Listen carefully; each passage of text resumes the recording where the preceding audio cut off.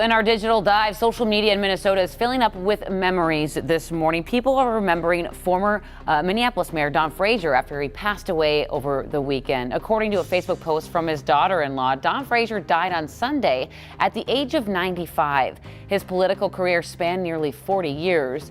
He was first elected to the state Senate in 1954. He served Hennepin County before becoming a member of the U.S. House of Representatives in 1963. After his time in the House, Frazier served as the mayor of Minneapolis from 1980 to 93, the longest-serving mayor in the city's history. He has 6 children with his wife, Arvon Frazier, who passed away last year. And several high-profile Minnesota politicians reacting to Frazier's death on social media. We had Mayor Jacob Fry have a comment. He said, Don Frazier conducted the art of politics and governance with grace. He was the epitome of a public servant. And another comment from Senator Amy Klobuchar saying Minnesota's lost a true champion for good.